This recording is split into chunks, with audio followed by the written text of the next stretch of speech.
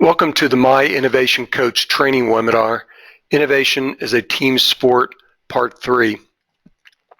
So this is the last part of this three-part series on team dynamics and emphasizing the importance of teams in innovation success.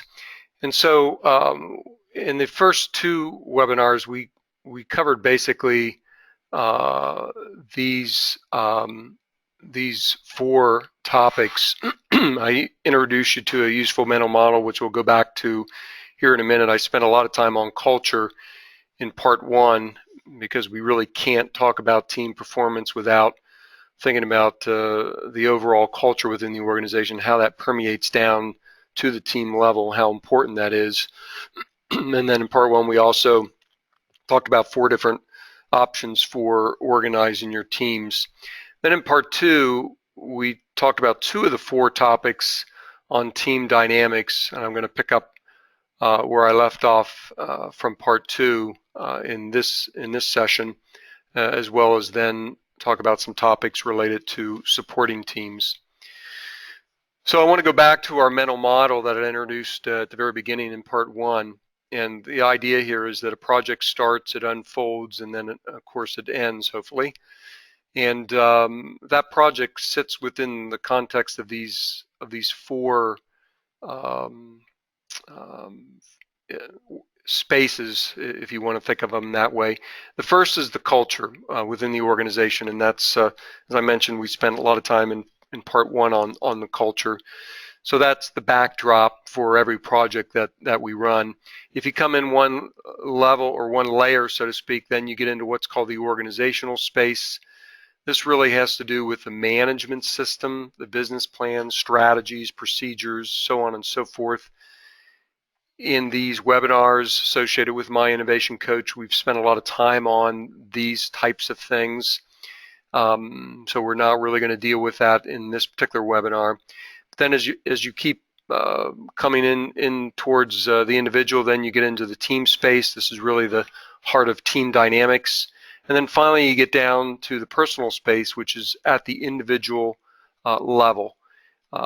So most of what we have done here in this three-part series is really talk about primarily these two spaces, the personal space and the team space. Of course, organizational space and culture influence team performance dramatically. So in terms of team dynamics, in the last webinar, part two, we dealt with these first two topics, elements of team performance and personal space and motivation. Today we're going to finish up with these two, but I want to go back to these two topics just to refresh your memory. In terms of team performance, we talked about three key elements of team performance: content, which is very easy to understand. This is the collateral associated with the project, the written collateral. You know, it starts off with the marketing document. Of course, as the project unfolds, there is additional content that gets developed in terms of drawings and specifications, and you know, on and on and on. The content is very easy to comprehend what that is. The other two include process and behavior, and I'll touch on those here in these next two slides. We talked about 6 key team processes, including team meetings, communications, decision making. So we discussed these 6. We spent quite a bit of time on team meetings because of the importance of them, and you know, some of the best practices associated with running meetings and so forth. And then we talked about 6 key team behaviors and what those mean to the performance, effective performance of a team. Then we moved into what motivates our behavior, and you know, what we see as behavior in individuals at work is really just the tip of the iceberg. It's really the effect, not the cause. So you have to go deeper to understand what's driving individual behavior, and it really starts with an emotion. That's the first thing that happens when we are at work. We are, you know, we cannot get around the fact that that's how we respond. The part of our brain that deals with emotions works at orders of magnitude faster than our ability to rationalize. So that's what happens first. There is an emotion, and that kicks in. And then hopefully we take time and then try to make sense of that emotion and rationalize. Of course, I could make the case that there's probably a dotted line from emotions to behavior. Sometimes if we are tired, if we are under a lot of stress at home, we act before, we behave before we really can rationalize that emotion. And of course, we've all been guilty of that. It gets us in trouble, certainly both at home and at work. And so we all hope that we can rationalize that emotion before we actually behave. But in terms of our ability to rationalize, it really is influenced by our values, which in turn are influenced by things like our culture, where we came from, our experiences, our life experiences, how old we are, and so forth, personalities. So we spend some time on these three topics associated with how they influence our values, which goes into how we end up rationalizing. And then, of course, there's a behavior that manifests itself from that process. So I want to kind of pick up where I left off with the last time, pick up on this little mental model that I just introduced to you, and let's talk about team conflict. And so I'm going to build on that model that I just presented in the context of our overall model for team dynamics. And so now this is sitting inside of these three different spaces: the organizational space, team space, and then us as individuals. And typically what happens at work is that there will be some kind of a stimulus. Typically that comes from the organizational space, filters down through the team space to us individually. It creates some type of a stress or conflict or fear in us. And then as a result of that stimulus, then this model kicks in. We have an emotion about it, and then we behave, and that filters back out, that responds back out through those two spaces, from the personal space through the organizational team space into the organizational space. So let's talk about conflict within teams. Of course, conflicts are really unresolved disagreements between people, and of course it can disrupt our lives quite a bit. Conflict tends to cause us to behave differently than what we might normally behave. Certainly takes people outside of their normal behavior, and it can be either good or bad. There are good conflicts, and if we resolve them in a positive manner, it actually strengthens relationships. I think any of us in a work environment who have been through difficult times with folks, maybe in another functional group, we've maintained a positive attitude about it, and yes, we disagree, but we can do it in a positive manner. It actually strengthens relationships and builds us up for the next issue. Of course, bad conflicts, if they don't get resolved appropriately, or there are negative behaviors associated with it, it can be very destructive. And I think whether their conflicts get resolved positively or negatively, I think a big part of that is the culture within the organization, and that's again why I spent so much time on that to begin with. I think if the overall culture supports this type of thing, honest communication, transparency with people, and so forth, I think conflicts tend to be resolved more positively, even at the team level, if it's done within the organization in general. So in general, we all try to avoid conflict. It's not something that we like to do. I mean, in a large part, it's a fear of losing. We don't like to lose. We don't like to be in a fearful position, and that's a powerful human emotion. But there are, really three sources of team conflict that we have to consider. One is the conflict of change, one is of values, and one is of behavior. And let's talk about each of those briefly in turn. Change is something that we live with within our organizations. It's just a fact of life. Not only in our organizations, but in everyday life for that matter. But in the context of work, change usually is something that comes from the organizational space. And we all go through this multi-step process to deal with a change within our work environment. This plot shows our performance as a function of time, and let's say we're at this level in terms of our performance. A change gets implemented through the organization. There tends to be a lot of uncertainty when something comes down through the organization. We might resist it, we might avoid it. As our performance goes down, we might be fearful, we might worry, we might even be angry at the change that's coming out. So all this tends to be a negative effect on us, and our performance goes down. But at some point we start to analyze it. We get to a point where, you know what, we're going to have to accept it. We rationalize it. You know, again, this was our emotions kicked in here, but now we're starting to rationalize it and accept it. But then there might be, you know, another trough as we try to really figure out what that really means and adapt to it. And then finally we rise out of that and are back at our creative and productive level that we were before the change was implemented. Of course, this time scale can be short. If it's a small thing, it could be very long. You know, if you're involved with change management within the organization, it's very important to keep this in mind. This can be a long process within an organization and with individuals. I think there are some key factors if we're a project manager or we're in senior management.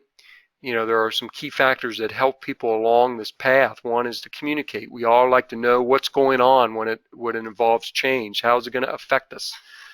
You know, that's what we're thinking as soon as something happens within the organization. How is this going to affect my day-to-day life? We don't like these upset positions, even though it's a fact of life within our organization. We like to be involved with the change. You know, if you can involve folks either on your team or within the organization with a change, then that gives them some level of control over the situation.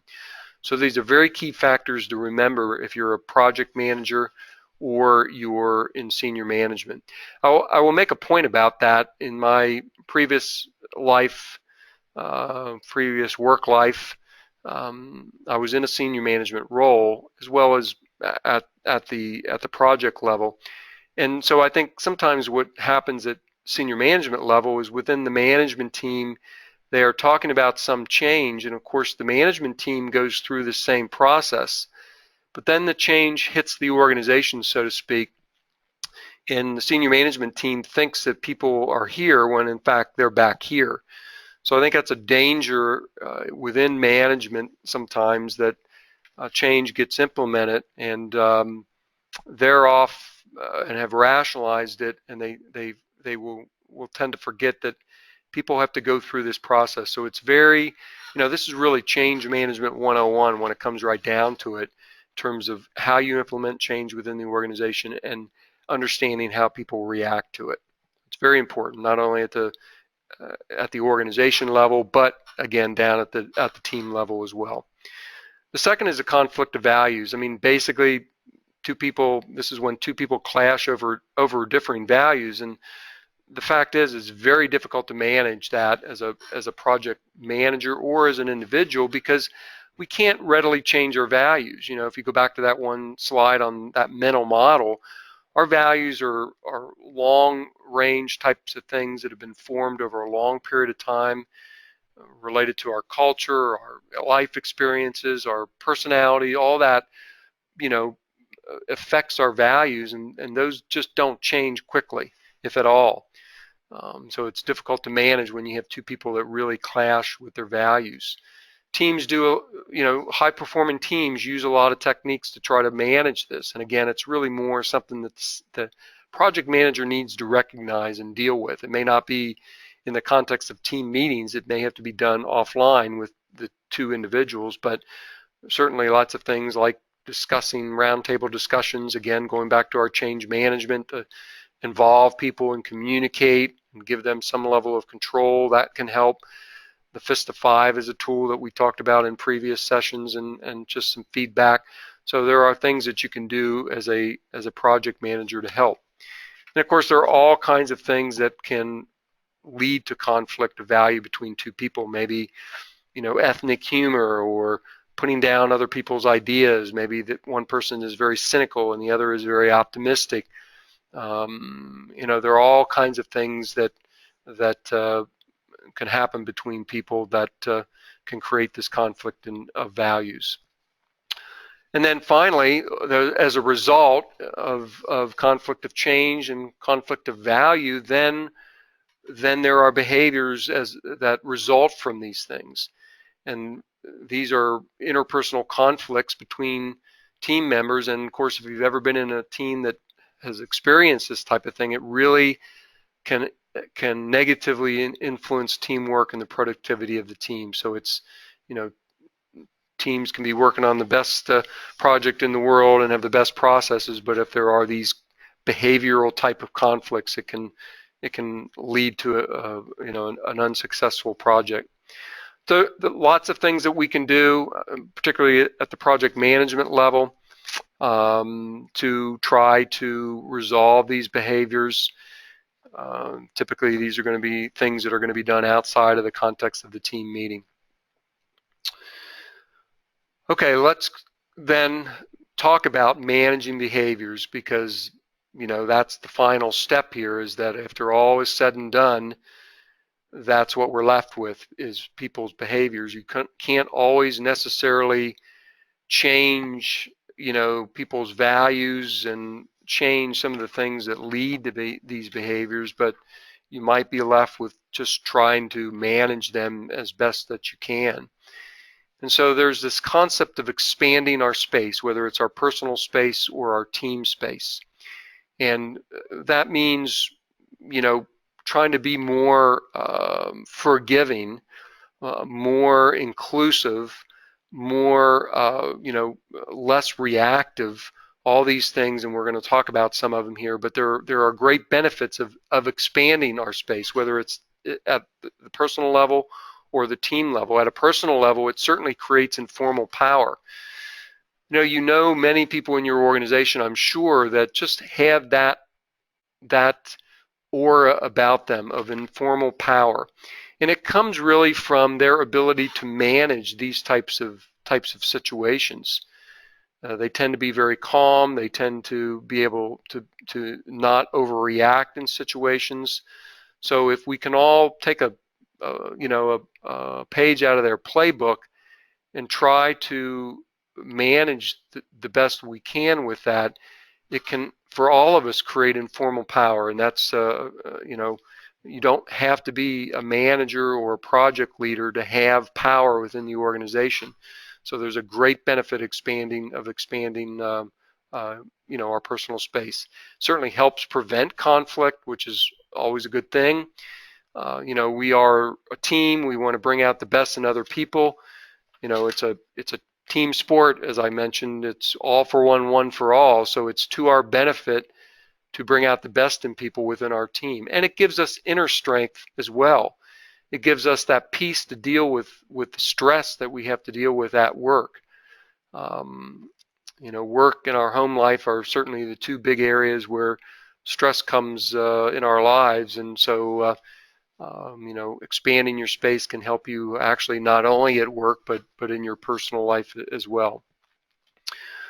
So there's this concept of living above the line and below the line, and it applies both to the team and actually at the personal level as well.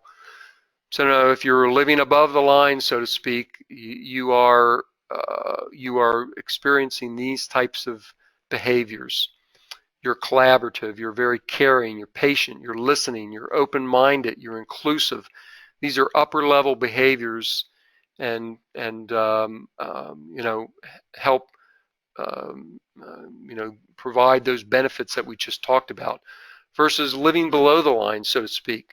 And these are lower level behaviors where you're very resistant or controlling or impatient, you're defensive, you're closed-minded, you're letting fear get the best of you. So these are lower level behaviors that can really sap your energy, both as an individual and at the team level. So again, there are some things that we can do in the context of personal space, especially for the project manager. You can do some things to help keep people in that upper level. One thing is just recognition. It's probably the simplest and most underutilized technique. It doesn't have to be expensive. It can be very small if somebody's really had been going the extra mile. Just having them go out to dinner with their spouse can have a huge impact in terms of expanding their personal space. So recognition is important. Respect and trust. Of course, this is really fundamental within the organization, and the culture permeates down to the team as well. And the other thing is, understanding that everyone, if you're a project manager, thinking about everyone wants to work on something meaningful to the organization. We talked about this actually in part one about the need to think about what the purpose of your organization is, and really at the organizational level, that's one of the big benefits is, do you just have people coming in to collect a paycheck, or do people really buy into the vision of what the company is all about? Is it more than just making money? And I think that's important. Especially, it's important today as millennials flood the workforce, that they are more motivated by that type of thing. And so, that helps keep people in this upper level behavior. And even at the team level, the project leader can do a lot of things, in terms of finding ways to build that involvement at the team. Of course, processes that we talked about in part one and part two are very important for supporting team involvement. And the project manager setting behavioral expectations.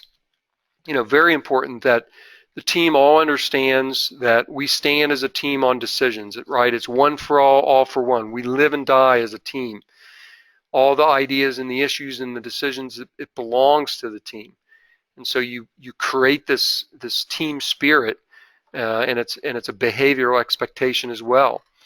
You listen and do not talk over people. No one dominates, everyone participates. So there are some clear expectations that the project manager should set at the very beginning with the team. And then finally, in terms of transparency, the project manager especially needs to be transparent and honest and open, and that will permeate down to will help keep that team in the upper level behaviors. Okay, so that finishes up the section on team dynamics, the 4 different topics that bridged from part 2 now to finishing up the last 2 parts in part 3. Now I want to talk about some topics related to supporting teams. How can we support teams to be most effective within our organizations? And there are 4 topics I want to touch on. One is I want to start with my definition of the innovation process, because that then sets the stage for some comments I want to make about the nature of communications, which also influences considerations about physical space. And then I want to finish up with a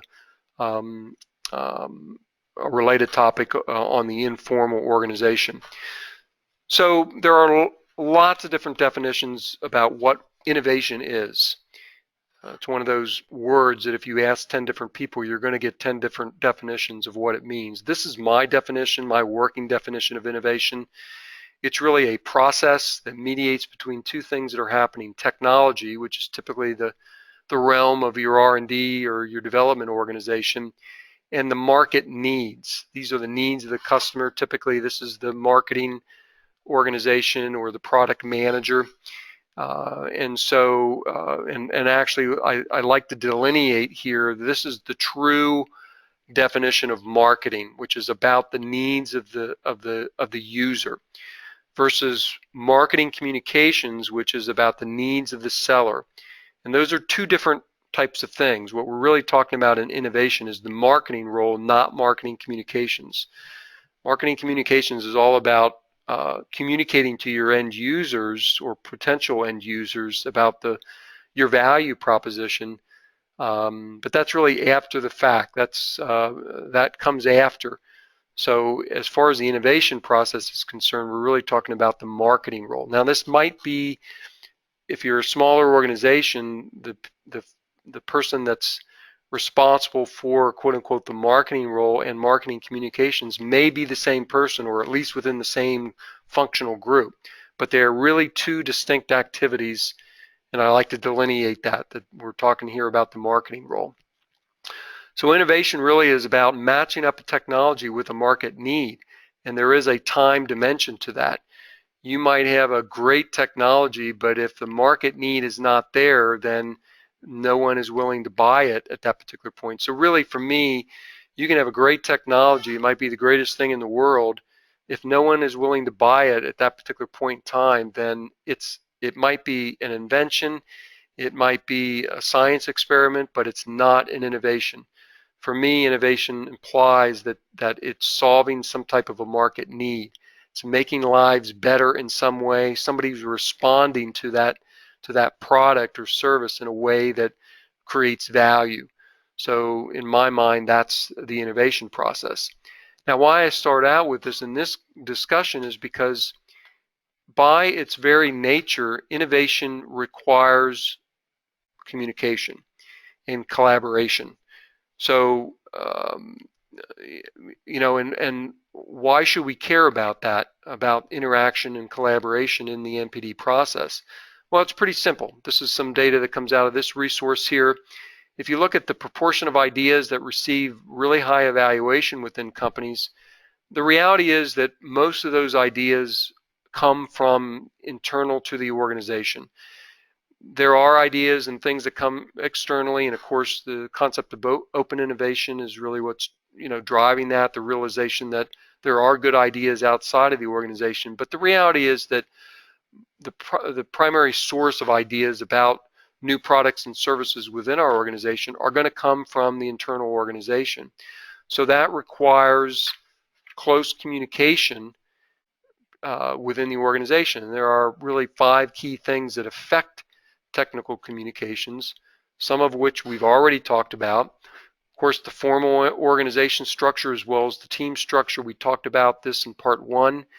That influences how communication happens, and of course, that's why it's so important to think about the type of project that you're working on and the right team structure in order to support the communication within the team. So those have a factor on technical communication. The physical structure of the facilities and the informal organization. We're going to talk about these 2 topics here coming up. And of course, human factors. We've spent the last 2 parts on this particular series talking about human factors and how that influences communication. So there are lots of things that influence it, some of which we've talked about and some of which we're getting ready to talk about. So that transitions really nicely into thinking about the nature of communications. And when it comes right down to it, there are 3 primary reasons we communicate with one another in our work environment. One is we communicate for coordination. A lot of what we do as a function of the processes and in the team processes in particular, it's all about coordinating resources. We have to manage the workflow. We have to manage different functional groups in order to get the project from the beginning to the end. So much of what we do is about coordination. If you remember back in the webinar associated with the Lean project management tool, the concept of the 15-minute daily stand-up meetings, those are very task-oriented. It's really all about coordination. Okay, so much of what we do in our day-to-day activities is about coordination. Secondly is communicating with others for information. So there might be meetings that we have, maybe core team meetings or meetings within the management team in order to update them on projects. Maybe once a month meetings that the organization might have to update the organization on the financial performance and other issues within the company. These are typically done for informational purposes, and that's important as well. But the final one that we tend to forget about, I think in many cases, is the need to communicate for inspiration. This is really about connecting dots. It's really about 2 people talking informally and suddenly arriving at a solution to a problem or combining ideas to create a whole new idea in order to solve a problem, or maybe create a new product. It's really, it's really part of the creative process. So this concept of communicating for inspiration, I think, is something that we don't tend to think about, and there are some things that we can do to help support that, and that's one of the topics we're going to talk about here. So to go along with that, to continue that discussion, is this plot shows the probability of communicating on a weekly basis versus physical separation from one another. And this is very important. So you can see that the further apart that we get from one another, the less likely we are, and by a pretty significant level, less likely we are to communicate. So this has a huge impact in our organizations in terms of our ability to communicate with one another. And if you think about it, it's also one of the big challenges why it's so difficult, especially today when you have dispersed geographical dispersed teams.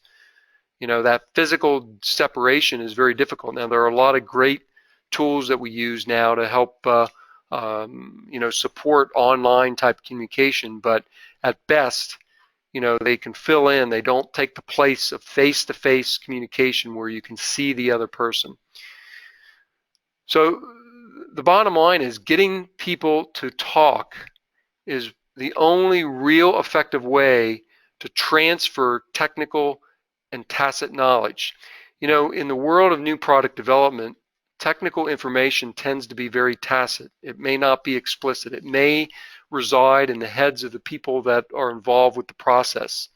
Knowing what's worked in the past, that knowledge that builds up over long periods of time, it's kind of the tacit knowledge base within the organization. It's very, very important, but it's a very amorphous concept. And only by having people talk to one another can you really tap into that tacit knowledge and support it. Secondly, innovative ideas rarely come out of one person fully formed. It really takes collaboration. So again, this concept of communicating for inspiration. Third, I think there's a real danger, especially at the senior management level, to assume that the information processing needs of new product development, people involved with new product development, especially engineers, is the same as the rest of the organization. I've been in every functional group within a manufacturing organization, and new product development is by far the most complicated because of this concept of managing tacit knowledge versus managing processes that are very repetitive. So sometimes I think senior management in particular forgets that it's different. Management information is pretty easy to communicate through phone and email, but engineers really need a lot of face-to-face communication to encourage that creativity and innovation that's really the lifeblood of what we're talking about here. And so to encourage this concept of communication for inspiration, you really need to focus on how do you increase the likelihood of chance encounters. This is really the concept of how do you encourage serendipity within your organization.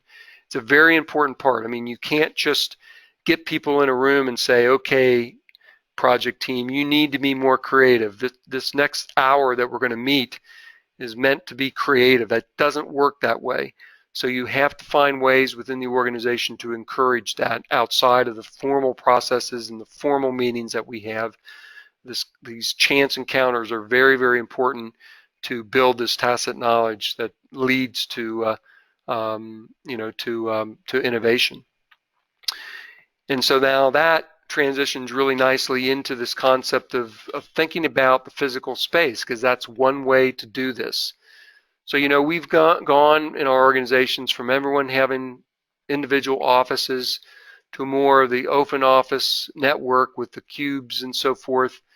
And so this is a very much a fact of life within our organizations today. It's interesting, if you think about it, this whole movement, so to speak, in terms of open office space really got started, say 20 years ago, maybe even more, as an as an outgrowth of what we just talked about in terms of this realization that the further you are from somebody, the less likely you are to communicate with them. If you happen to stand up in an open office like network like this and happen to make eye contact with somebody, 50 feet away, that might jog something in your mind that makes you go seek that person out and communicate with them. So that's what really drove this concept of the open office network or layout in organizations. I think one of the problems today, and I see it a lot. I think if you read articles and so forth, you see there's a lot of backlash to the open office networks or layouts. And I think the reason is because the concept got co-opted by senior management, particularly to focus more on the fact that it's less expensive in general to lay out an open office area than it is to build out individual offices. So I think for a lot of reasons, people do it for the wrong reason. Management does it because, hey, that's the latest thing. It allows us to pack more people into the same amount of space. We don't have as much capital expense in terms of building out space. It's less expensive. And while that is a factor, and that's a good thing in a lot of cases, it might be for the wrong reason. So if the only reason that's being done is to reduce costs, then you're really missing the benefit, because what you end up doing is creating a space that doesn't work.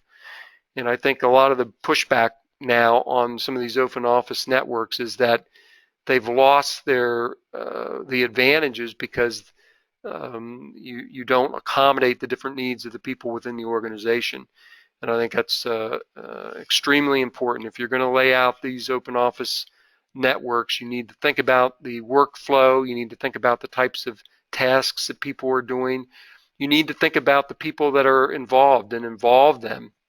Again, it goes back to that change management topic we talked about. You should involve the people that are involved in this type of a layout. I definitely believe there are differences between extroverts and introverts in terms of whether they are comfortable in these open environments or not. Depends on the workflow. I think sometimes software engineers that need a lot of really quiet, focused time, it can be detrimental to the effectiveness of their jobs. So you can lay things out to take advantage of the open networks, but give flexibility. I think that's the key thing now is, providing some flexibility. Have a nearby conference room to a section of cubes that allows people to go in and have quiet time.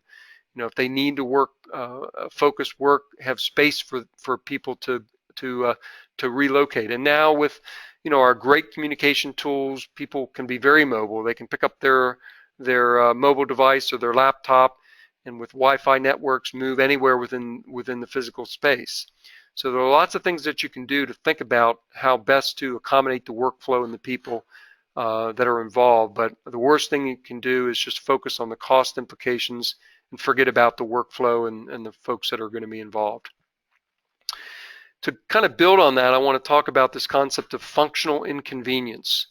And this is a building feature that appears to reduce efficiency, but actually really improves the effectiveness of communication, especially this concept of encouraging communication for inspiration. The concept can be illustrated with this diagram, where let's say you have R&D labs here. You've got a section of offices or cubicles for manufacturing engineers. In the center here is a conference room, canteen area where there might be the coffee pot, so to speak. And then here are the R&D engineers, and then here's a manufacturing lab. So what you've done is, the manufacturing folks might grumble a little bit, as will the R&D engineers. Why did you put the lab so far away from us? But what this does is, here are two very important groups that need to interact with one another informally. And so what you've just done is created a reason why people might accidentally cross paths as they're moving back and forth in this space, or happen to be in this common space getting a cup of coffee. So the whole idea here is to try to find ways to encourage this communication for inspiration, having two people bump into one another and get to talking about an issue. Of course, this can even transcend individual functional groups, but at the organization level, how hallways are laid out, where you might, people might accidentally connect that would not ordinarily connect with one another. So very important concept, and of course it doesn't cost you any more money when you lay out the space, but it's something that you have to really think through. And so this whole concept really is not necessarily more cost more, but it is more time consuming because it requires you to be more purposeful. The final thing I want to talk about is the informal organization. And this is very important. Of course, the formal organization, which is illustrated here, is typically how communication runs up and down through the organization through functional groups. But it's the informal communication, this person in this functional group communicating with this person in this functional group, is really where the work gets done in your organization. Senior management likes to look at the org chart, but the reality is the informal organization is really how things get done. Who knows who, and how do you support that? In a small organization, it's very easy. It's an easy thing to support. Just by the nature of the small organization, you might even be sitting right next to somebody who's in a different functional group. But as the organization gets larger, that's more difficult to do. So one concept to think about is actually came out of this resource. This particular author, Chris Fussell, happened to be the aide-de-camp for General McChrystal back in the early 2000s when the military was really trying to come to grips with, the insurgency in Iraq. And how do you take a very siloed organization, the military organization, with different groups dispersed geographically around the world? How do you get them to better coordinate their activity? And so we can take the idea that came out of this reference and apply it to our organization. And the concept is what are called forums and a way to support the informal organization. So the concept is it might be headed by the senior manager within the organization, and it combines or it involves particular gatekeepers, key people within the organization that are very well connected in the informal organization. And to have a periodic high-level meeting. It might not have anything to do with the projects that you're working on. It might be related to, say, a competitive move by one of your competitors, or a macroeconomic situation, or something to do with the industry, or maybe a big topic. Maybe it is about a big project that's happening within the organization. The whole idea is that there might be a presentation by, say, the VP of Sales about some experience in terms of competitive action or lost business or won business, and somebody within deep down in the organization, maybe even at a project level, hears this going on. A problem comes up at some point, and now they have some relationship with this person in a whole different functional group. Might be at a more senior level. It might be in a different functional group, in a different business unit or whatever. But you're forming relationships, informal relationships with people to try to improve the ability to communicate in the informal organization. So it's a very interesting concept, and I think overlays on top of the organization, the formal organization, this concept of distributed decision making. How do you take advantage of networks, and how do you encourage the informal network? And again, this all supports this concept of serendipity and communicating for inspiration. Okay, so in summary, these last three webinars have been about these 5 different topics. I introduced you to a useful mental model that you should always go back to when you, especially at the beginning of the project, and think about how the project is going to be influenced by these four different factors: the culture within the organization, the organizational space, the team space, and the personal space. Second, we talked a lot about culture. This is particularly important for senior management to understand the nature of culture within the organization. It's an amorphous concept. It's certainly not what the mission statement is.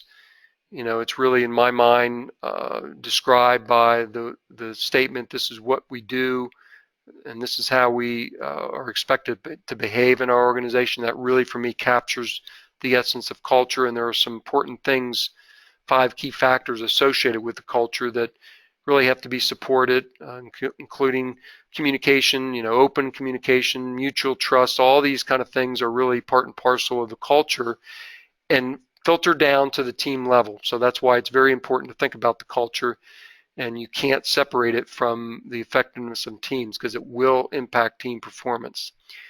Team structure, we talked about 4 different team structures: functional teams, lightweight and heavyweight team structures, as well as autonomous teams.